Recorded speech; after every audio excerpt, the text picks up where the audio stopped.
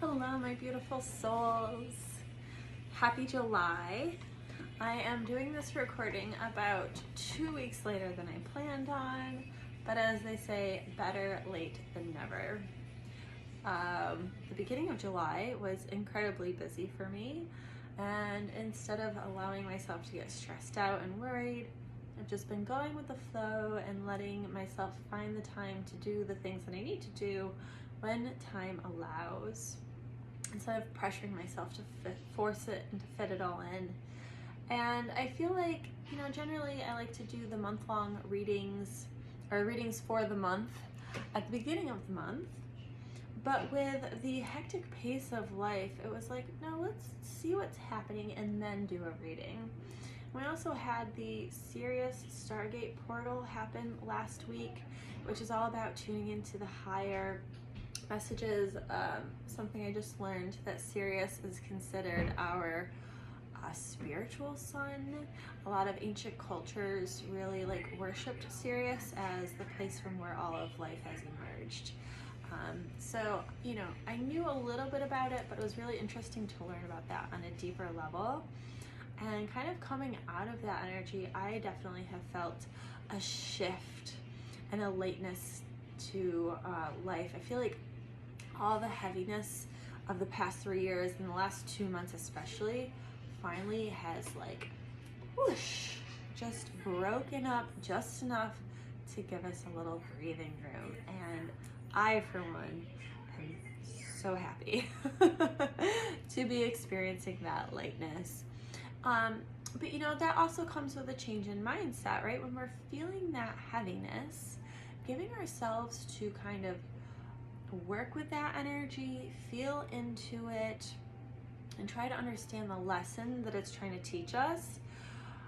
When we reach that lesson, that's when the shift really happens. And I feel like there was a lot of lessons for me, particularly, that I really needed to go through. And then reading about the Sirius portal opening really coincided with these lessons that I was experiencing, and the expansion of my mindset, shifting from worry to faith, and really living into that energy in a more embodied way. I feel like naturally it's very easy for me to live in the positive and get very stuck in the muck. And now I can intentionally feel the muck, but not get stuck in it. And I can actively release it in a deeper way. And it was really powerful and transformative for me. And I can only hope that other people were able to experience similar shifts and openness and lightening of the energy. And if you were not, I am here for you. I encourage you to reach out to me, and I am here to offer my service to help you make sense of these lessons. So, having said that, let's step into the energy of July. And as always, I am using my Carolyn Miss, or Mies, someone said Mies the other day, I think it's Miss, I'm not sure, I gotta look it up, archetype cards. And I use these cards as the energy that maybe we're struggling in. Each of the archetypes has a high and a low aspect, or a light and a dark aspect, right? And so what has been the archetype that's been kind of the predominant theme for July? And I pulled this card and I laughed a lot because I love playing games. I'm a Candy Crush addict. And recently I was like, if I'm gonna play games, let me find a way to make money off of them. And I found some solitaire games that you can play for money. Not doing that great. But I was like, you know what, at least I'm trying. And I pulled the card for Gambler. Playing for money, gambling. So that made me laugh. The light attribute: willingness to follow intuition even when others doubt you. But the shadow is relying on luck rather than hard work. Right? I once overheard a conversation on the train between a man and a woman talking about the difference between manifestation and hard work. And the woman was speaking of, you gotta manifest it, you gotta manifest it. And he was like, no, manifestation is BS. It's all about the hard work that creates it. And It was not my place, so I did not step in, but I wanted to say it is both. Manifestation does not just happen without the work. But what is the point of doing the work if you're not going to create manifestation? Right? And I feel like the gambler is kind of speaking to that. Relying on luck rather than hard work. You have to put the work in, but knowing to follow those intuitive hits as to where to put the work in. And so the thoughts in the book are: a risk taker who plays the odds, including certain addicts, entrepreneurs, day traders, and those who risk in political and other social arenas. Attempts to outrun the speed at which ordinary change happens. I am not a fan of people always using the word quantum leaps. It always makes me feel really icky. And I recently listened to a podcast by Dr. Robin McKay where she talks about how she will no longer be using the word quantum anymore. And listening to that felt really healing. And I'm able to embrace the etheric energy that exists all around us, the etheric energy of creation. Positive aspects manifest in following intuition even in the face of universal doubt. But the shadow gambler has a compulsion to look for lucky breaks even in relationships rather than working hard to make them succeed. You can't get something for nothing, right? It is the law of exchange. But look for the ability to follow your intuition in risky situations. Give yourself the permission to move forward on something that other people might tell you is crazy, right? That's when like the most magic happens. Be willing to gamble on your intuition. So I really love that. Deeper message than me just playing solitaire on my phone for Buddy. And then so I have a new oracle deck. Usually I use my Ascended Masters, like who can we call on to help us live in the higher energy of the archetype. But I received this through a Hay House subscription, the Healing Spirits Oracle, Gordon Smith. To all those who use these cards, reach out with your heart and mind to the highest and best in the spirit world. Ask them to bless and give healing to all readings you give, to yourself and others on the path. And as always, it is my intention that this message finds whoever needs to hear it most. And so I pulled a spirit card. How can we live in the higher energy of the gambler following our intuition? And the message that came through is, it is always okay to ask for guidance when the way is unclear. I really love that. You can see the person on the path. There's a spiritual being pointing the way towards the red sun. You may have lost your way on the spiritual path, but help is always at hand when you need it. The guardian spirits that light our universe always know where you are and are only a thought away. They are telling you that when it is unclear, it is time to stop and take stock of where you have come from, rather than make hasty decisions about your future. Now is the time for you to ask for assistance and allow the light beings to gently lead you to a place where you can pause and wait for life's clouds to clear. So I really feel like the powerful message is, you know, we have the energy of the gambler following your intuition, but sometimes we do still need guidance, because it can be really easy to get caught up in the muck and the hustle and the bustle, and that can get in the way of our intuition.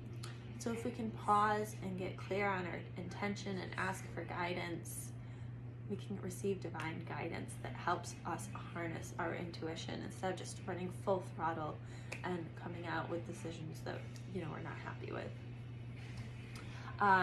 Which, moving on to the reading for the month, the energy of the month is we have the Seven of Cups. I'm using my Philadelphia tarot cards. So the cups are represented by cheesesteaks.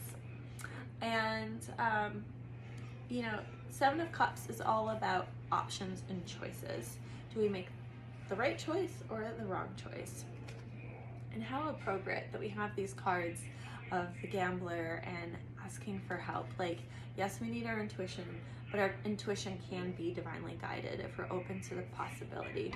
So I feel like this card is telling us that, you know, we always have a choice in the matter to either do the right thing or the not so right thing. And by maintaining our ethics and integrity and our values, we'll always make the decision that is best for us, but taking time to stop and take stock of that. So for love, what's on the card? We have the King of Cups reversed. So I There could be, the King of Cups. He showed up in our last reading that I just did, upright. And now he's reversed. Nick Foles, the guy who won the Super Bowl for Philadelphia. I love these cards. I just think they're so clever. The King of Cups reversed in love. Like, the King of Cups is like mastery of emotions, staying calm in the storm. And so there could be some relationships that are like testing the ability to stay calm, right? Maybe the people that we love in our life are really pushing our boundaries. And so really working to stay true to our boundaries so that we don't get taken advantage of, or that we don't grow resentment for overextending ourselves to the people that we love. Because in the card for relationships, we have the Tower. So there are some big changes coming that are unavoidable, but if you can stay close to your boundaries, again, maintaining your ethics, values, and integrity, everything will turn out the way it's supposed to. But being willing to let go of the people, let people see themselves out if it is no longer serving you. Don't fight it. A friend of mine just had a very beautiful post of how so often in life he's walked away from situations where later on it can induce shame, like maybe I should have tried harder, but in all honesty, it was the best thing for him to do, is to just walk away from that which no longer served, and giving himself the permission to walk away from that and knowing he's in a better space for it. Letting those people see themselves out. And I thought that was really profound, and I was so glad he shared that. So shout out to Bayland if you see this. So then our card for money is we have the 8 of Cups reversed. So I feel like in order, there's this concept when we want to create abundance for ourselves, we have to show up as a different version of ourselves. We have to do things that we normally don't do.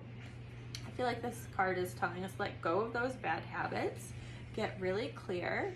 Again, honor, integrity, and value keeps coming up for me right now.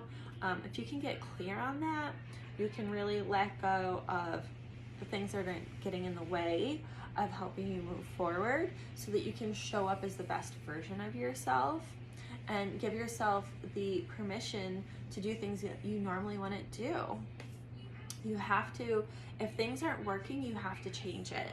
And that can be really icky and hard to do sometimes. So for business, we have the 5 of Swords. I was gonna say Wands, Swords. So there could be some conflict. Maybe, again, people seeing themselves out, coming back to the King of Cups, the relationships, maintaining our boundaries. But, is the conflict coming from you? Is it necessary? Is it coming from other people? And do we just walk away from it? Right? Kind of, and thinking back to my friend's post, giving ourselves to just walk away. Like, if the conflict is too great, if it's not aligning up, if you're not getting the go-ahead from spirit to move forward, trust in that. Trust in that. Let conflict show you what's not working, and let it go. And then finally we have spirit. What's going on in our spirit? How are we connecting with the divine? And we have the Sun. The Sun is all about that ultimate expression of self. Like in astrology, the Sun is that ego drive, right? And so I feel like the Sun showing up is telling us that if we can maintain our honor, integrity, and value, our ethics, and if we're willing to, get really in tune with ourselves so we can follow our intuition, and if we can give ourselves permission to, if we're not sure what to do, as the 7 of Cups is showing us, to just pause and ask for the guidance, we'll get exactly what we need. And that will be in our highest alignment and our highest purpose. Coming back to that essential self, right? And staying true to our boundaries. and not letting other people get in the way of that. Like, do not give people permission to take away your power, right? But do give yourself permission to keep your power, right? And I feel like there's a lot of these reoccurring themes over and over. I think I talked about this in my last reading, right? It just seems to come up over and over, but in different forms and facets, and you know, because that's life, right? Like, we have all these opportunities, but they still show up in different variations of themselves time and again, right? And to just trust the lesson in that and follow through with that can be really powerful. We can come back to self with the sun. So what a great, I feel like this all perfectly aligns with the last 2 weeks, kind of gives me some permission to keep following the momentum that I've been building for myself. I hope it gives you permission to do the same as well.